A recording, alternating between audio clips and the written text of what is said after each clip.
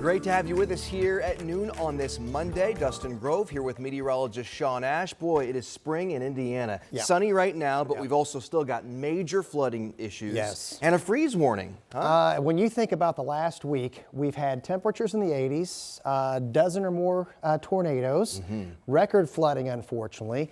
You mentioned the flooding continues, and now we're getting ready for the freeze warning tonight. Hello, friend. Let's show you what's happening here.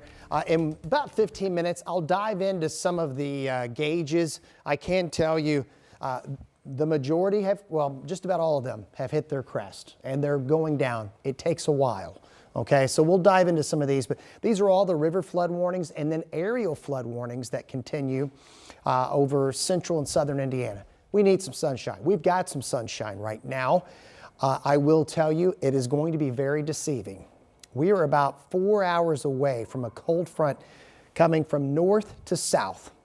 And though it looks rather pleasant right now, and we've got even 52 in Lafayette, you don't have to go too far to get on the backside of this frontal system that's moving through, and that wind shift, and that's the big deal. This bad boy is going to be coming down Lake Michigan, and I'm telling you, by 4, 5 o'clock, you're going to be saying, what the heck just happened here?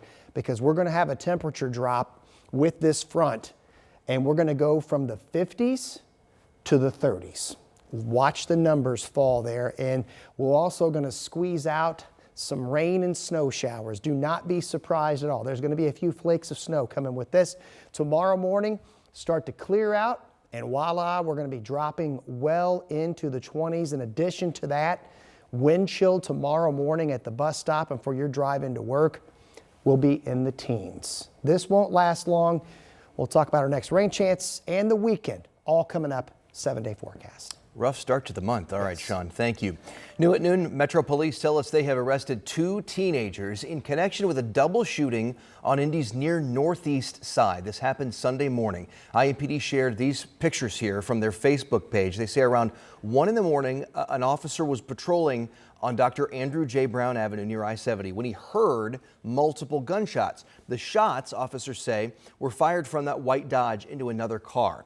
IMPD says the officer tried to pull the Dodge over, but the driver took off. That led to a chase. The car eventually stopped.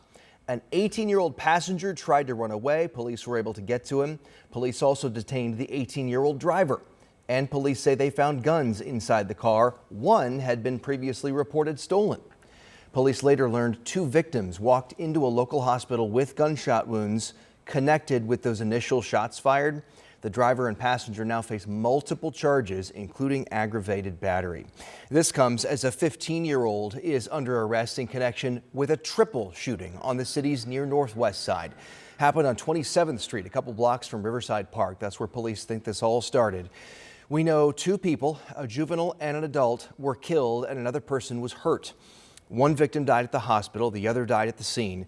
Metro Police think some sort of disturbance led to the shooting inside a house.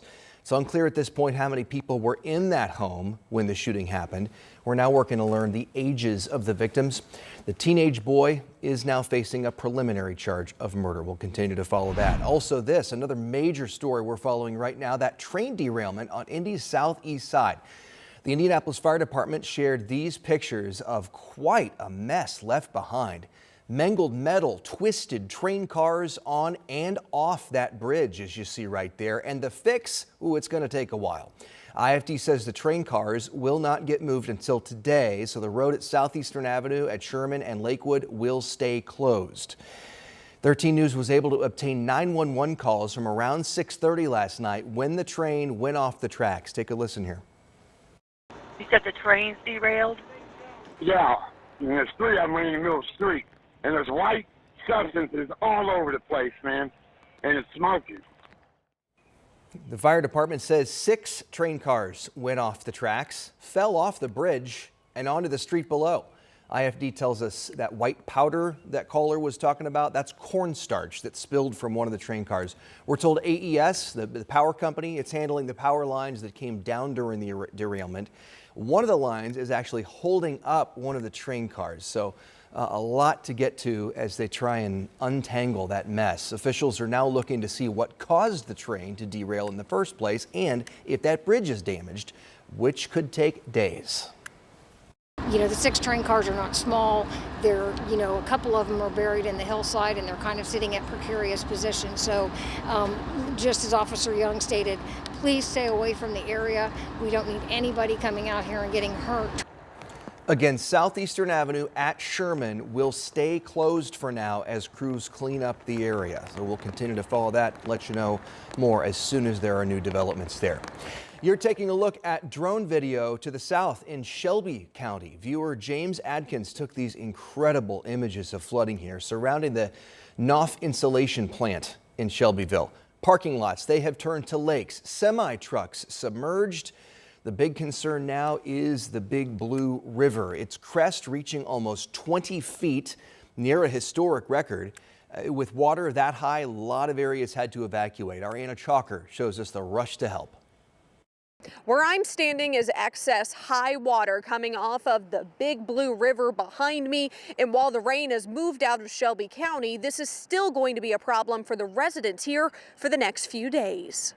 A problem that caused many to evacuate and others to be trapped in their homes this weekend. It comes up so fast from that river over there that if you're not gone, you're stuck. Even before the Big Blue River reached its crest, crews quickly had to get people out. But as soon as they were out, they needed help finding a dry, safe place to go. We have the community support to help these people out that's lost everything. That support is here at the Shelby County Fairgrounds through the Red Cross. This weekend, around a dozen people have already been helped at the shelter. Volunteers say while they hope to give everything people need for the time being, county departments have also stepped up and helped. We had the water rescue team here yesterday asking if there's anything we can, do for you. And I said, that's wonderful that you even stopped by here. And so, yes, the community has been a great, great help for this. Whether it's to provide food, dry clothes, or a place to sleep, volunteers say they will stay in the county until the water goes down. Don't be embarrassed about having to seek some shelter or some help for now. Take advantage of the Red Cross and let them help you. In Shelby County, Anna Chalker, 13 News. And that's what they're there for. And sandbags are also available for anybody who needs them. You can pick those up at the Shelbyville Street Department. This afternoon, communities across central Indiana are still recovering after multiple tornadoes touched down last week. That includes the Branches neighborhood in Brownsburg. An EF2 tornado damaged more than a dozen homes there. Neighbors have been working nonstop in all of that rain over the weekend to fill up dumpsters and clear out the debris. One person who lives there says he has about $60,000 worth of damage, and some of his neighbors got hit even harder. I'm feeling a little better about it, but I'm still just kind of like, wild, and praying for people who have it much worse than what I have here. So. The Red Cross was in Brownsburg over the weekend as well, helping neighbors there in need as they all work to rebuild. Now to those protests erupting all over the country this weekend against the Trump administration. This was all part of the hands-off movement. People were protesting efforts by President Trump and Elon Musk to downsize the government, as well as the administration's actions on the economy and human rights. One of those protests happened here in Indianapolis at the State House. Hundreds of people came out as part of this national initiative called the 50501 movement, the 50-51 movement. It stands for 50 states, 50 protests, one movement. They say they're dedicated to advancing social justice, democracy, and human rights. And one person we spoke with said they showed up because of their concerns for the future. We're certainly concerned about our country. We're concerned about constitutional law.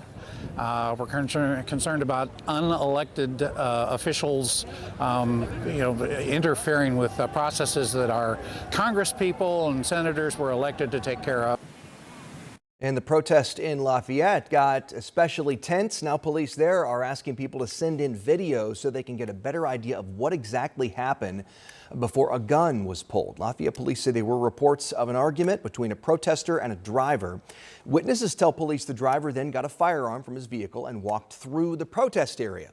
Police say they detained the man in a different location but eventually let him go.